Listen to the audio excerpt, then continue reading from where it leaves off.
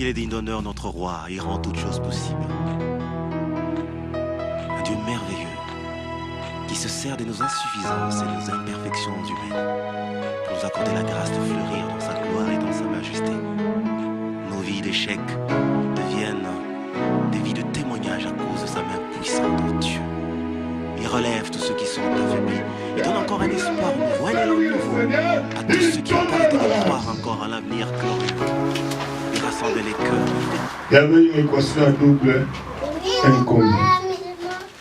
Le prophète qui ne ment jamais et la parole de Dieu ne change pas. Ézéchiel, ça dit peu importe la fidélité de Dieu, peu importe la sainteté de l'homme de Dieu, mais je sais une chose, que Dieu n'est pas injuste pour oublier mon travail. Dieu n'est pas injuste pour oublier ce que j'ai fait pour lui hier.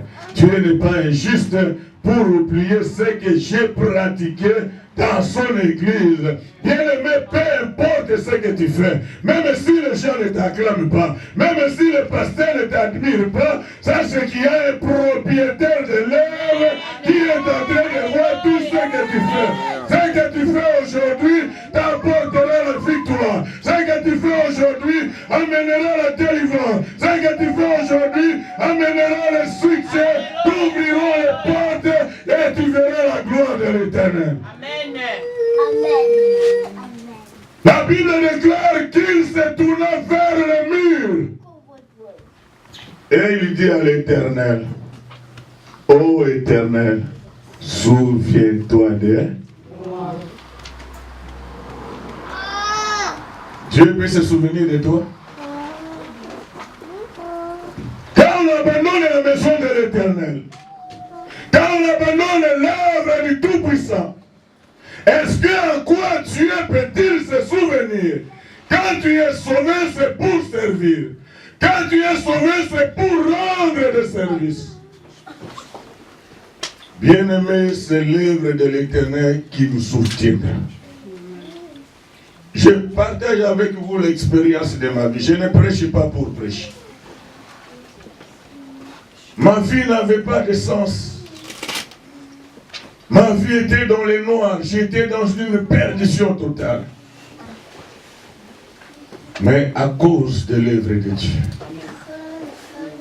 j'ai oublié ma fille.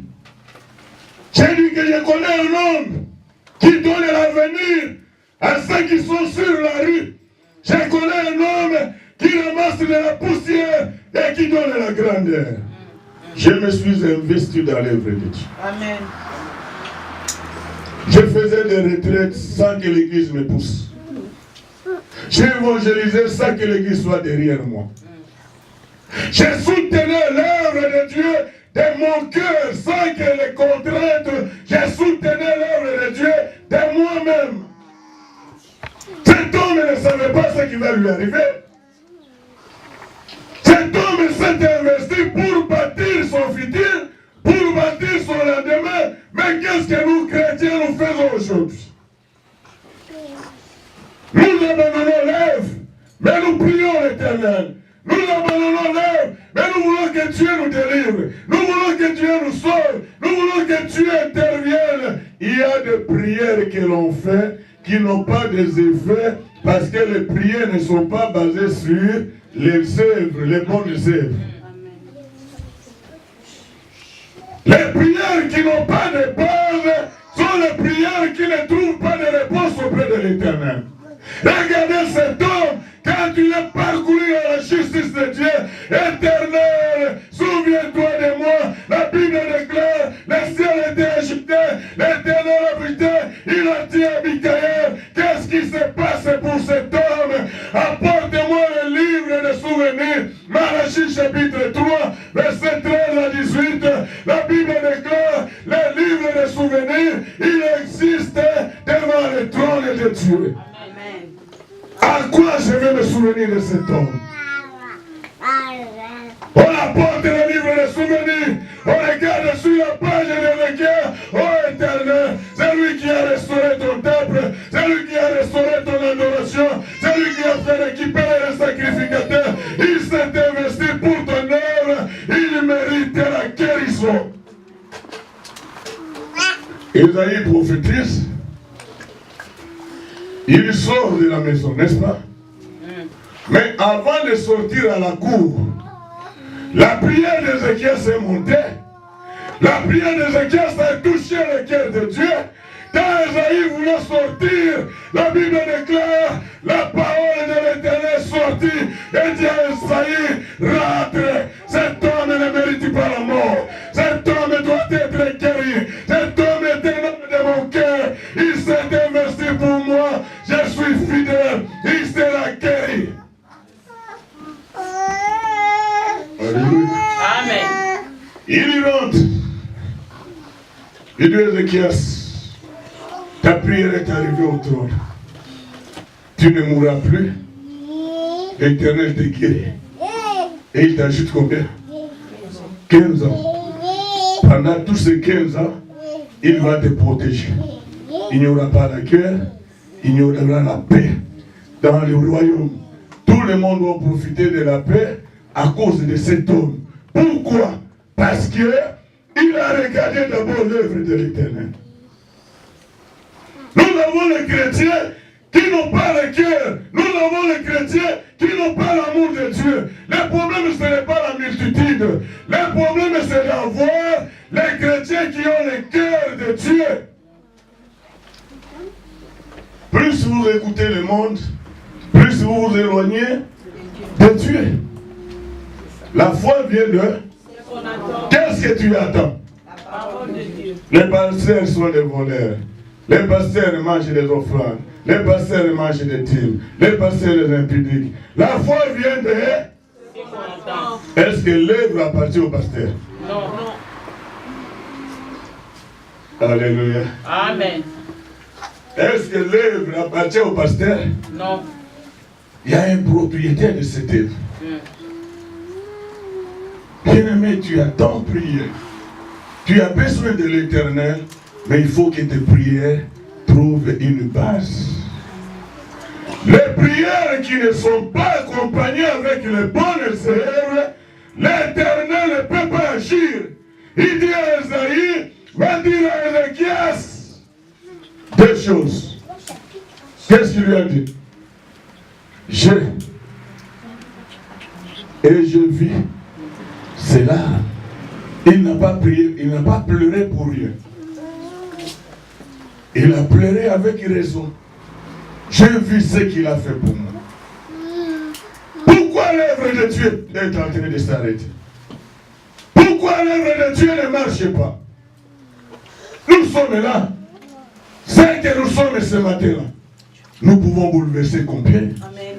Si nous avons le cœur de Dieu, c'est que nous sommes là. Nous pouvons lancer un défi à l'Éternel. Et après quelques mois, nous allons trouver une grande salle.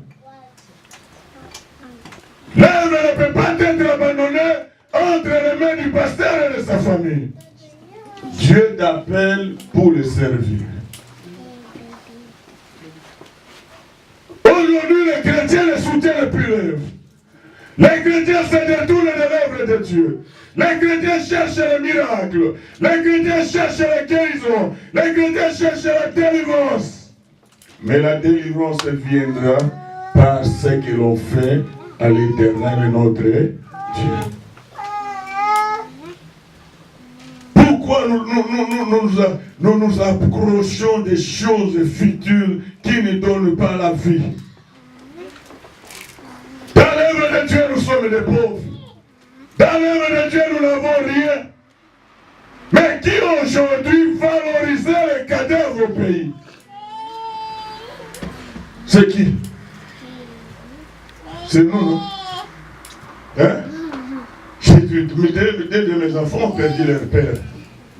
Le premier a perdu sa mère, il s'est endetté 5 000 € pour aller enterrer sa mère. Le deuxième a perdu son père, il s'est endetté avec 4 500 €. Je leur ai parlé ouvertement, j'ai dit, bien-aimé, vous vous éloignez de Dieu, pourquoi? Qu'est-ce que le cadavre va gagner? Métropole, les tapis rouges, des histoires, les corps, qu'est-ce que ces corps va gagner? La terre qui retourne à la terre, on honore la terre. Mais des gens comme ça ne sont pas prêts à soutenir l'œuvre, ne sont pas prêts à s'investir pour l'œuvre de Dieu. J'ai posé la question à il, j'ai dit mon frère, est-ce que tu es capable de donner le plus de 1000 € par mois pour le loyer de l'église? Moi, je n'ai pas peur de mes enfants, je leur parle ouvertement. Le Seigneur m'a établi pour vous conduire, pour vous montrer la vérité. Et je serai jugé à cause d'eux. Si je le cache la vérité, c'est moi qui serai condamné. Amen. Nous nous attachons aux choses futiles. Nous abandonnons l'œuvre de l'Éternel. J'ai posé la question, quand tu as une maladie au Congo, on te téléphone. Depuis la maladie jusqu'à l'enterrement, tu ne fais qu'envoyer. L'autre m'a dit, papa, je suis entré même dans la découverte. Pour les morts, est-ce que les morts se souviendront de nous? Non. Là, je parle aux chrétiens. Les enfants de Dieu, nous devons arrêter avec ces choses. Un jour, le pasteur Kishamine, pour son église de Londres, des dettes. Vous voyez, les Nigériens, ils aiment l'œuvre de Dieu. Ils s'investissent. Ils regardent les royaumes, ils regardent les rois. Leurs yeux ne sont pas sur leurs pasteurs, mais ils regardent les rois, le propriétaire de l'œuvre. Ils ont acheté des salles, ils font des locations et nous on louait chez eux. Un jour, le pasteur nigérien appelle l'évangéliste. Il dit, mais mon pasteur, qu'est-ce qui s'est passé dans votre pays? Regarde dans cette ville, les gens qui portent des grandes griffes, c'est qui? Congolais. Les gens qui marchent dans la luxure, c'est qui? Les Congolais. Les gens qui ont des gros bijoux au cou, c'est qui? Les Congolais. Mais pourquoi vous n'arrivez pas à payer les loyers de la salle? Point d'interrogation.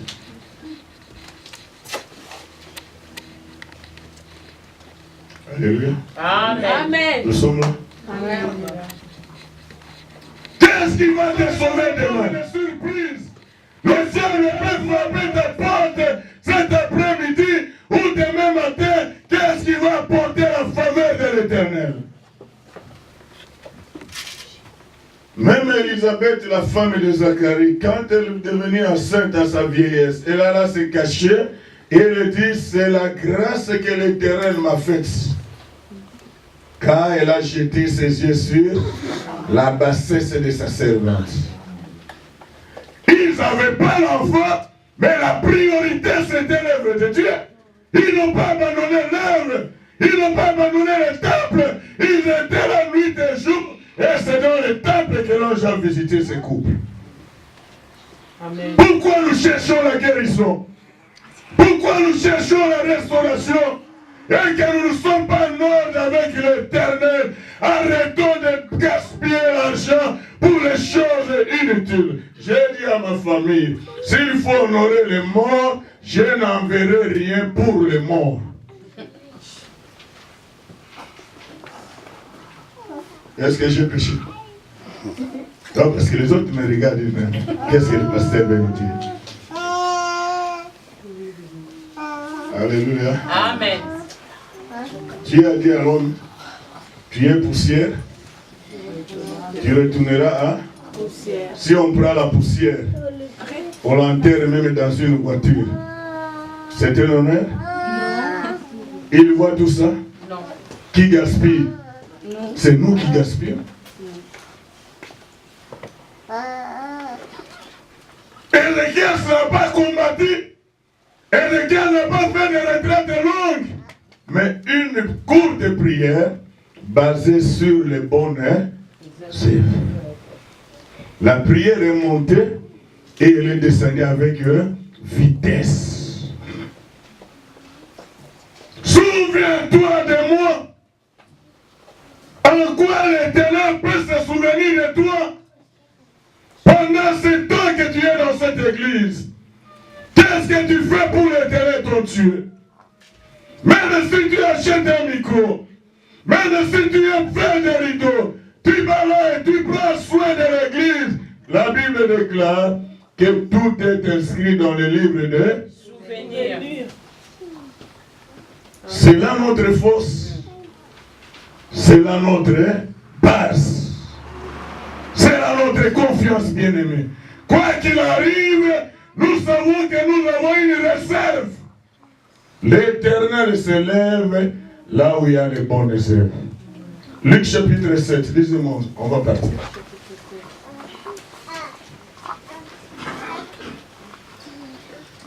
Luc 7, verset 1 à 10. Allons-y.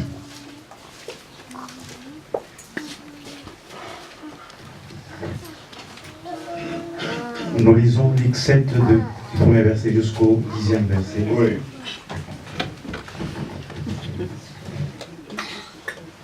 Après avoir achevé tous ses discours devant le peuple qui l'écoutait, Jésus entra dans Capernaum.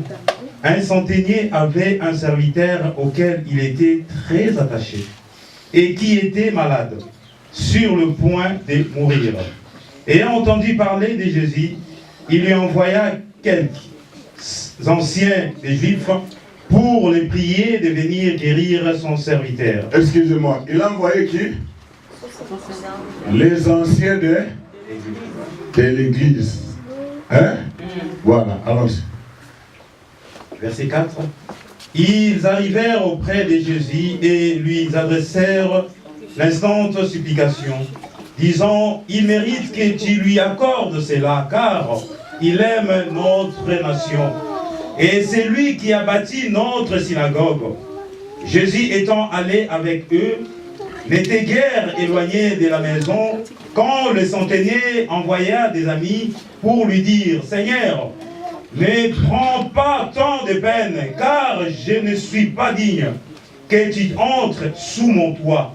C'est aussi pour cela que je ne me suis pas cru digne d'aller en personne vers toi. Mais dis un mot et mon serviteur sera guéri. On peut s'arrêter là-bas. Alléluia. Amen. Alléluia, l'église. Et frère, ta Bible, regarde-moi.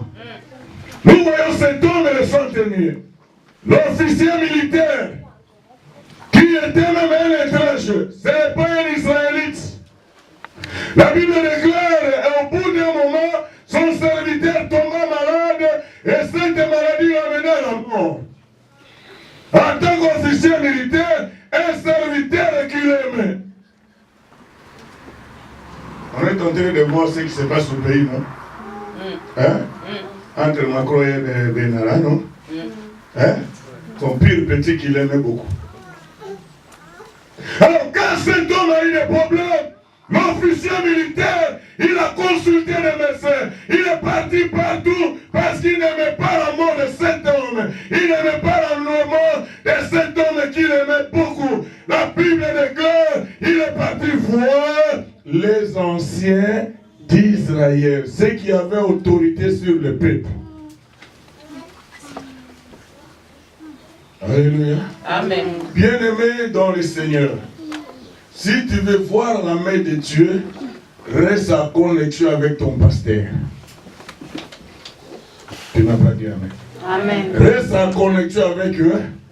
Trouve une place dans le cœur de ton pasteur. Amen. Nous faisons la joie de Dieu et nous faisons aussi la joie des hommes de Dieu.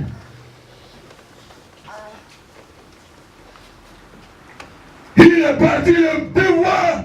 Regardez, mon serviteur est malade. J'ai tout fait. Il ne se guérit pas. S'il vous plaît, aidez-moi à aller vers votre Seigneur. Suppliez-le afin qu'il vienne pour mon serviteur. Les anciens, les autorités du peuple qui s'élèvent. Je suis en train de travailler. Je suis été en mission. Jésus parle. Subitement, ils se sont présentés. Il dit, Seigneur, la Bible déclare, il a pressé Jésus. Jésus leur dit, pourquoi vous, qui êtes les autorités du peuple, vous venez plaider pour une seule personne? Qu'est-ce qui se passe? Il a dit, Seigneur, il mérite que tu lui accordes tout ce qu'il veut, parce que la première chose, il aime notre. Et l'amour de la nation s'est concrétisé par quoi? Il a construit le temple. Il y a le verset, tu peux le relire.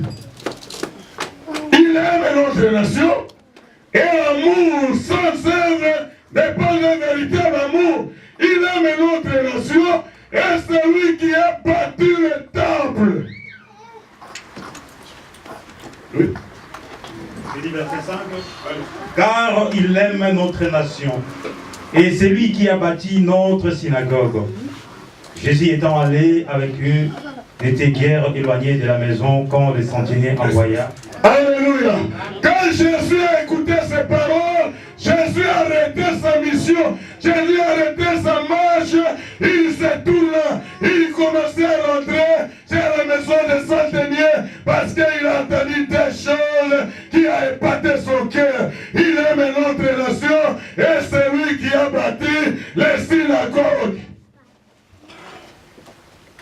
Alléluia. Amen. Cet homme qui ne priait même pas dans cette église. Cet homme qui était à l'étranger. Quand il passait, il voyait les gens dehors, sous la pluie, sous le soleil. Il s'est décidé lui-même de bâtir les synagogues. Qu'est-ce que l'on fait avec le prix que Dieu nous donne? Je dis à mes enfants tous les jours, ce que Dieu te donne, mange avec Dieu. Ne mange pas seul. Un jour, le secours viendra de l'Éternel. Amen. Le diable est en train de nous envoûter. Le diable nous éloigne de la présence de Dieu parce que nous donnons l'argent à l'église, parce que nous donnons ceci, cela. Le dimanche passé, j'ai réprimandé mon église. J'ai dit, vous avez fait de Dieu, les dieux de pièces d'un héros et de 2 héros. Ce n'est pas normal. C'est un grand roi. J'ai posé la question. Est-ce que moi, votre pasteur, tu peux me raconter un chemin, tu me donnes une pièce de 2 euros? Non. Tu peux le faire? Non. Pourquoi? Parce que c'est triste. C'est pas à cause de ma place, mais celui qui a créé le ciel et la terre. Investissons-nous dans l'œuvre de Dieu. J'ai vu la main de l'Éternel. L'Éternel a changé ma vie à cause de l'œuvre. Je peux prier, je peux jeûner, mais je ne manque jamais à soutenir l'œuvre de Dieu avec ce qu'il me donne. Jusqu'à aujourd'hui, ma famille contribue pour le loyer de la salle. Amen. Quand tu as besoin, je me précipite. Parce que l'inscription dans le livre des souvenirs, c'est fait personnellement. Il n'y a pas le sage qui est inscrit, mais chaque chrétien s'inscrit dans le livre des souvenirs. Qu'est-ce qui est écrit sur ta page?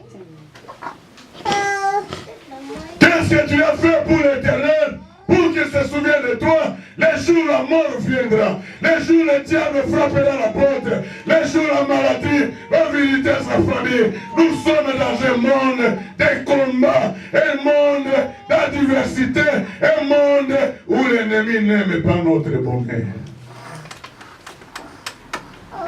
Tes œuvres te sauveront. Tes œuvres t'apporteront la guérison. Tes œuvres t'apporteront la solution à ton problème. Mais qu'est-ce que tu fais aujourd'hui pour l'Éternel? Dans la maison de l'Éternel, chacun de nous doit s'occuper à faire quelque chose, à marquer le cœur de Dieu, afin que son nom soit inscrit dans le livre des souvenirs.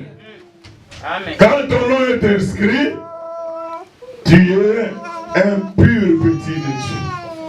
Dans Malachie 3 là, il dit, les gens se disent, c'est en vain que nous servons le Seigneur, tout ça, les justes se prospèrent, et nous, Dieu leur dit, non. Non. Devant moi, il y a un livre de souvenirs. Il dit, c'est j'ai préparé. Bien-aimé, il y a un mauvais jour dans la vie de chaque chrétien. Paul nous a dit que nous devons nous revêtir de toutes les armes pour tenir ferme au mauvais jour. Qu'est-ce que le voleur vient faire? Et le premier cible, c'est qui? C'est toi le chrétien. C'est toi le chrétien le premier cible.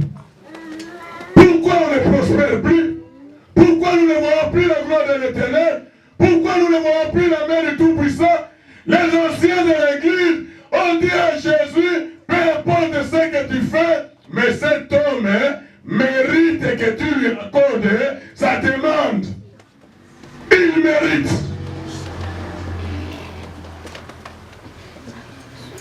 Il y a des gens qui ont eu des problèmes dans notre église, en Afrique. Lorsque tu poses les problèmes à l'église, tu vois toute l'église qui est en pleurs. Seigneur, cet homme mérite la solution.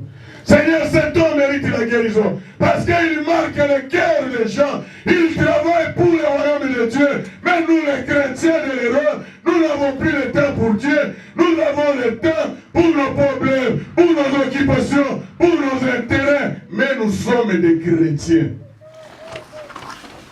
Un chrétien, c'est un serviteur. N'est-ce pas? Un chrétien, il est là pour servir. Nous sommes sauvés pour servir. Mais qu'est-ce que l'on fait pour Dieu? Jésus est rentré avec ses gens, arrivé au coupe de chemin, il envoie ses ennemis, il dit non, stop. Tu n'es pas digne d'entrer dans ma maison. Est-ce que vous voyez le temps de vie de cet homme? Vous remarquez? Il ne veut même pas que le Seigneur rentre dans sa maison. Parce qu'il ne priait même pas, il ne connaissait pas les choses de Dieu. Mais il dit seulement un mot, mon serviteur sera guéri. Alléluia. Le serviteur est guéri, non parce qu'il a fait des prières. Le serviteur est guéri, non parce qu'il était bon, mais le serviteur est guéri par rapport à ce qu'a fait son maître. Ce que tu fais aujourd'hui sauvera ta famille. Ce que tu fais aujourd'hui délivrera ta famille. Ce que tu fais pour Dieu va apporter la protection et la sécurité de vie. Ce que tu fais aujourd'hui fera que la main du Tout-Puissant demeure dans ta famille et que ta famille soit intouchable. Amen.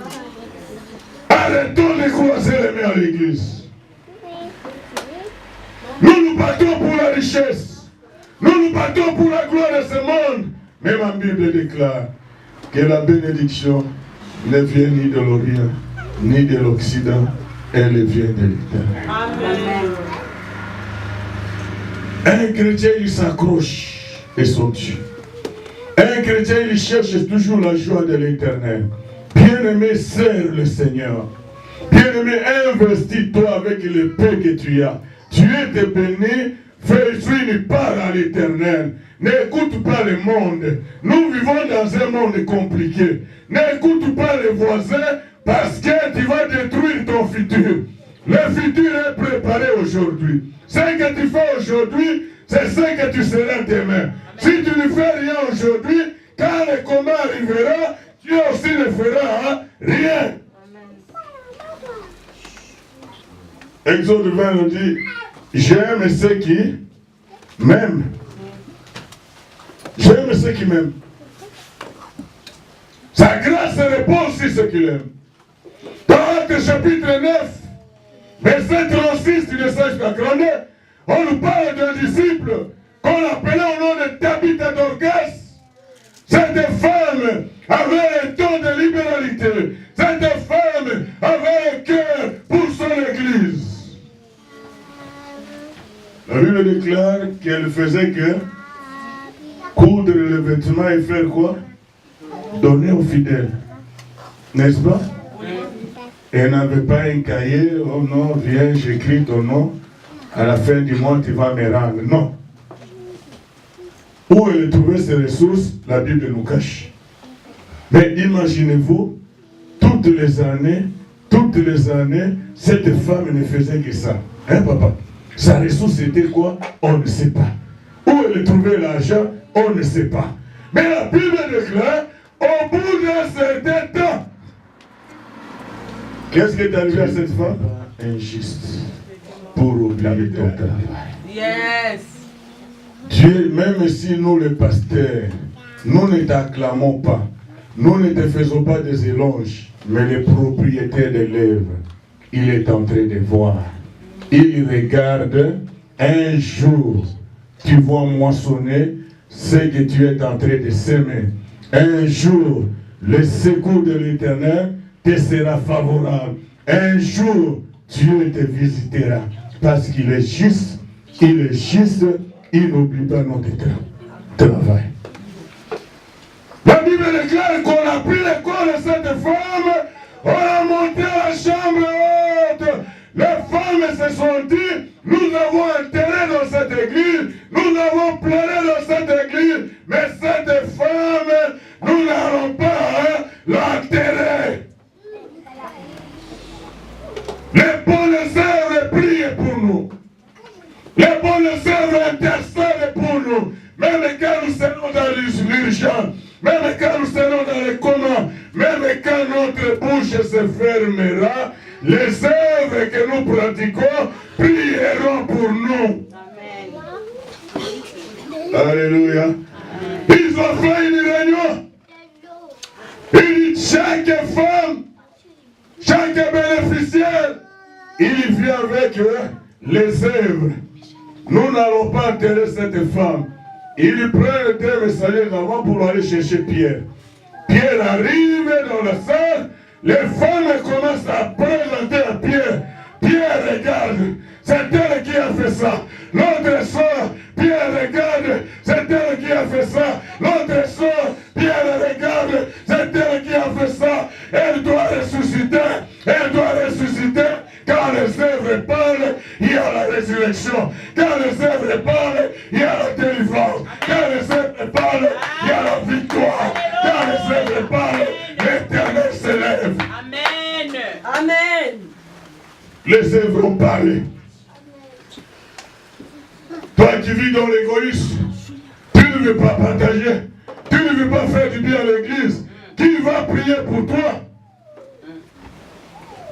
Il t'arrivera un jour que tu n'auras plus de force, mais qui va prier pour toi?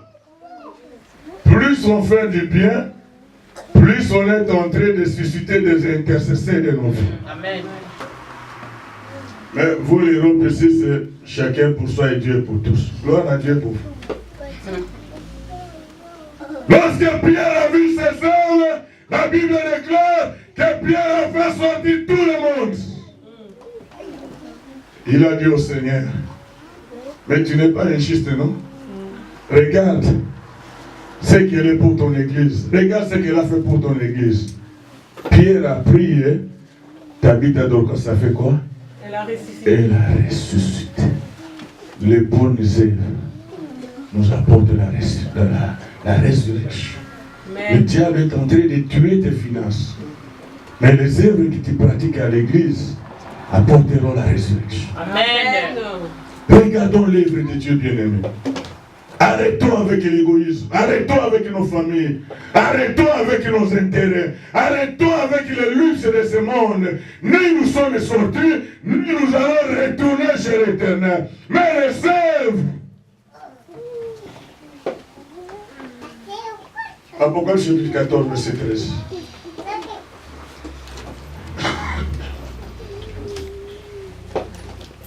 Alors, et lui, il est mort en Christ. Apocalypse 14, verset 16. 13.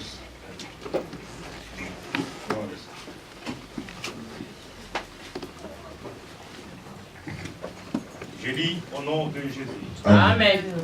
Et j'entendis au ciel une voix qui disait, écrit, heureux de la présence, le mort qui meurt dans le Seigneur. Oui, dit l'Esprit, afin qu'ils se reposent de leurs travaux, car leurs œuvres les suivent. Car leurs œuvres les suivent. On récolte ici sur la terre, et là au ciel, au tribunal de Christ, nos œuvres vont nous suivre. Les morts, les chrétiens, nous sommes appelés à servir. Nous sommes appelés à faire avancer le royaume de Dieu. Enlevons les yeux sur les pasteurs, enlevons les yeux sur les serviteurs. Chacun de nous est une bénédiction de son église. Des grandes églises que tu envies aujourd'hui, ce n'est pas seulement le travail d'un pasteur. Chaque membre a compris que ici c'est ma maison, ici c'est ma bénédiction, je dois m'investir. Amen. Payez le loyer, vous abandonnez au pasteur. Achetez la sonorisation, vous abandonnez au pasteur. Mais qu'est-ce que vous êtes venus faire? Êtes-vous des chrétiens? Et les morts en Christ, parce qu'ils se reposent, et enfin que leurs œuvres les suivent. Amen. Amen. Acte 10, verset 1, 4, nous terminons par là.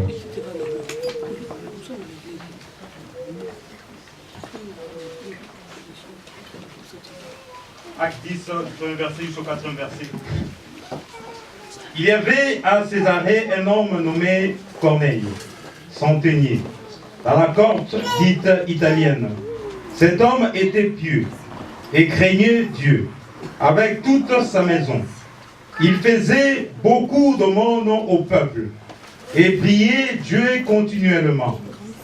Vers la 9e heure du jour, il vit clairement dans une vision un ange de Dieu qui entra chez lui et qui lui dit: Corneille. Les regards fixés sur lui,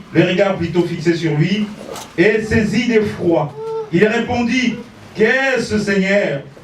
Et l'ange lui dit: Tes prières et tes aumônes sont montées devant Dieu, et il s'en est souvenu. Envoie maintenant des hommes à Jopé. Et... Merci, merci, alléluia. Amen. Cet homme qui faisait du bien, la Bible déclare, il priait beaucoup, il priait continuellement, il priait tout le temps, mais aussi, à côté de ses prières, il faisait des aumônes, il pratiquait du bien, il faisait du bien. Plus il priait, plus il faisait du bien. Mais aujourd'hui à l'église, la balance n'est pas équilibrée. Les gens ils prient beaucoup, mais les gens ne fassent plus du bien. Plus les gens ils prient, plus leur cœur devient mauvais. Mais cet homme, il priait, mais il pratiquait du bien. Il avait un problème. Il avait un souci pour sa famille. L'ange le visite et lui dit: tes prières et tes aumônes, pas seulement les prières. Quand tu as des prières qui n'ont pas des œuvres, les prières là restent nulles et sans effet. Dieu n'exauce pas ces prières-là.